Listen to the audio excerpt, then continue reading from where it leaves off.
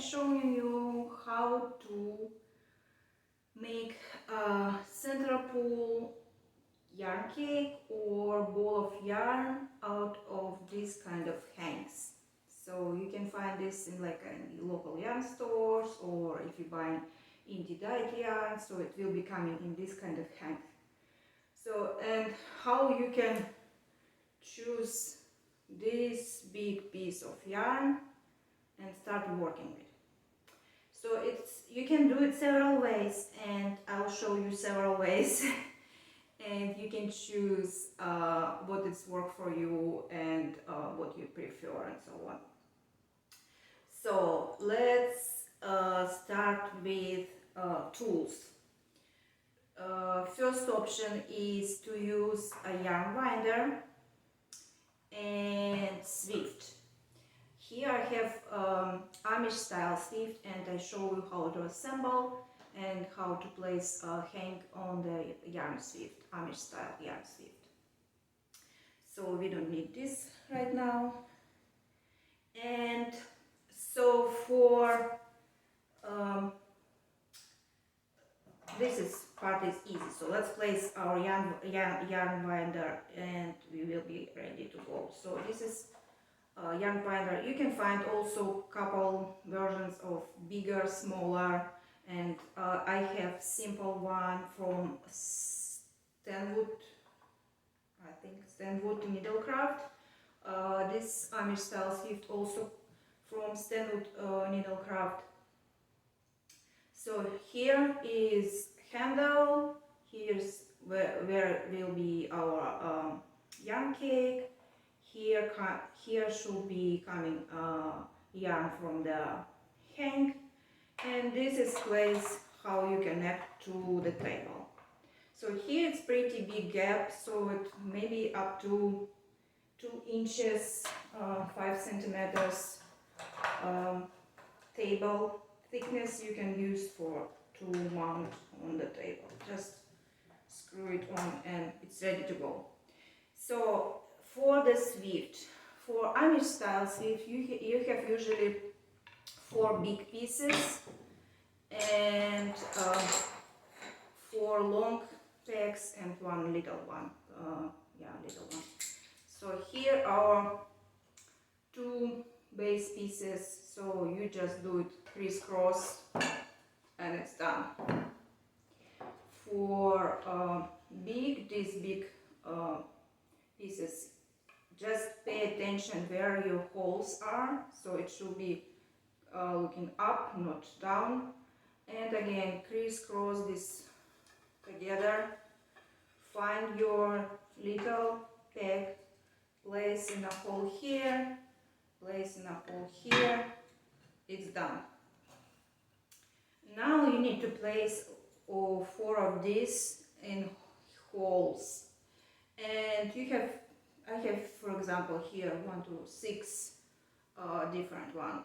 At beginning you have no idea how long your hank can be, so place just kind of in the middle, and we'll see if we need to adjust it later.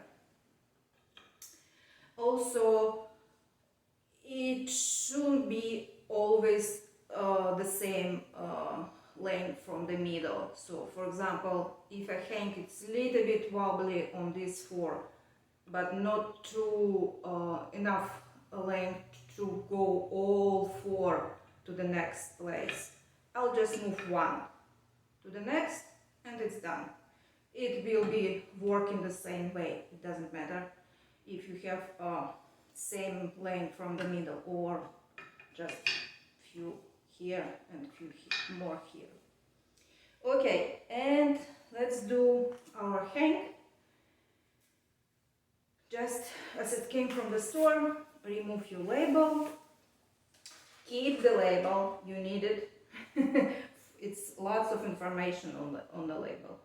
Find a place where it's like just connect to like a twist, and slowly start untwisting this piece.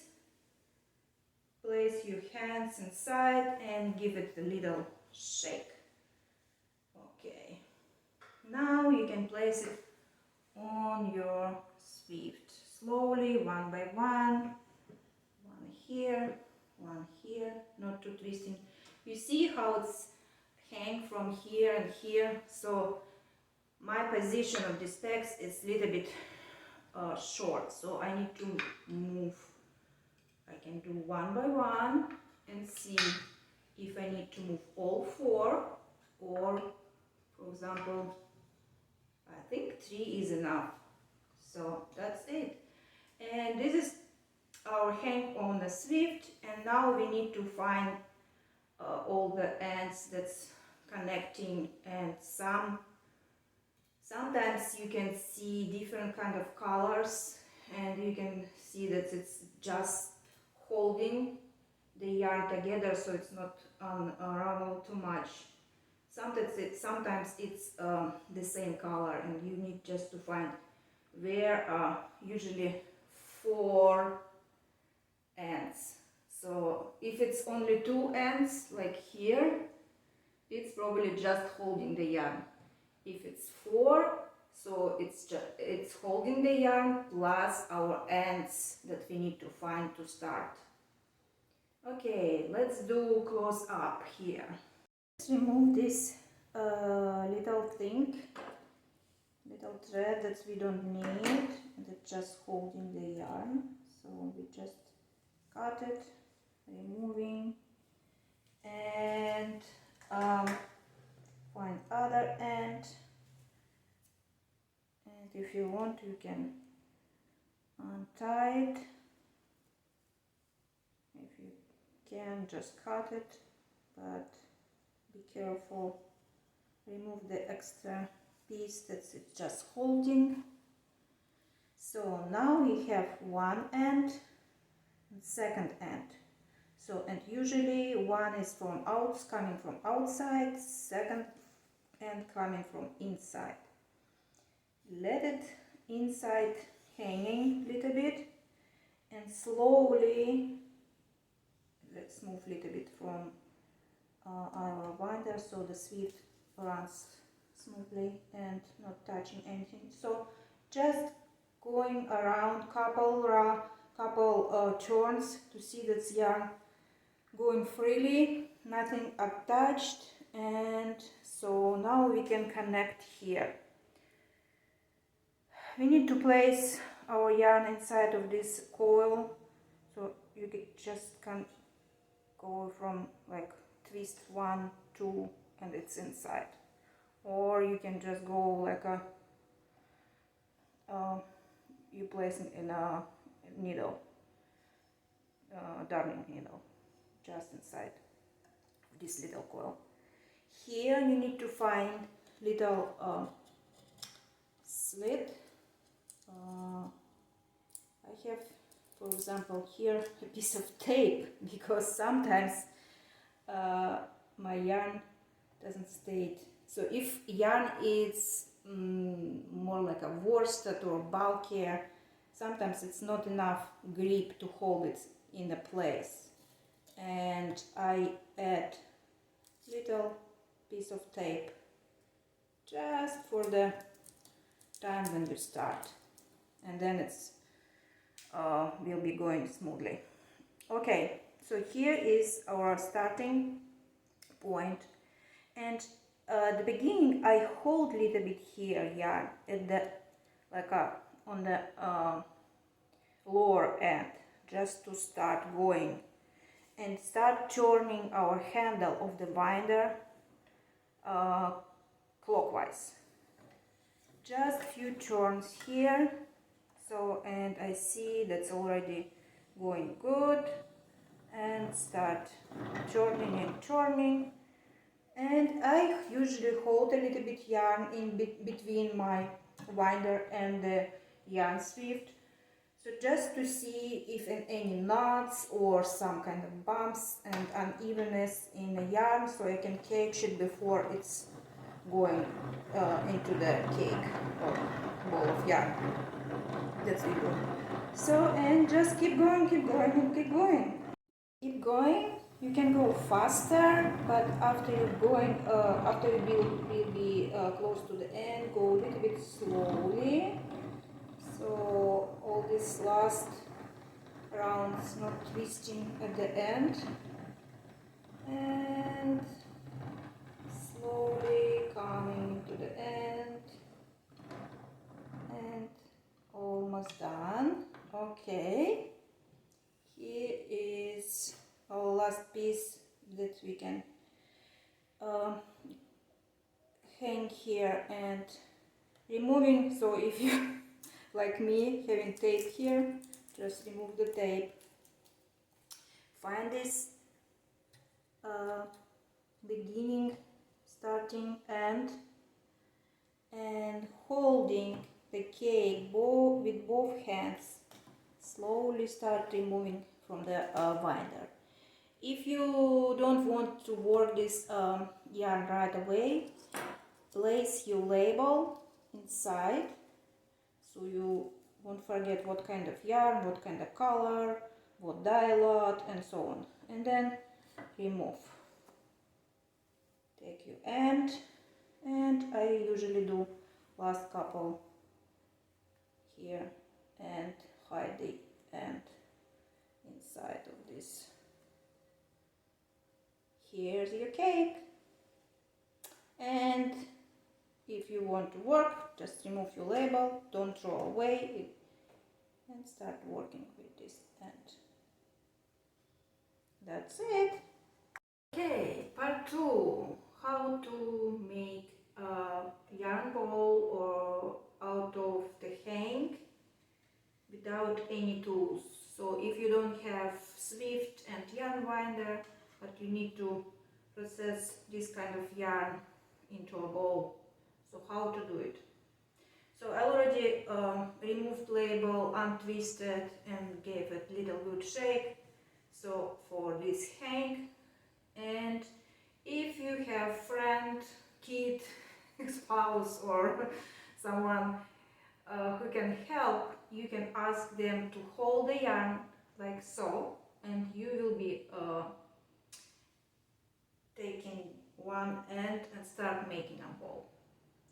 If you don't have anyone to help you, so chairs are your best friend in this process. You can hang this hang on one of the chair, like a diagonally, and start using one chair like this. But it's usually a little bit complicated because yarn can slide from the chair or twist or something. So my suggestion is to use 2 chairs for this process. So placing this hang carefully, one and one second one, just like so. I already removed this little extra yarn that was holding together this hang, and it should be somewhere 2 ends. You need to find the end that is going freely from outside and not from the inside. Inside should stay inside of you. And so this is your setup, and just start working.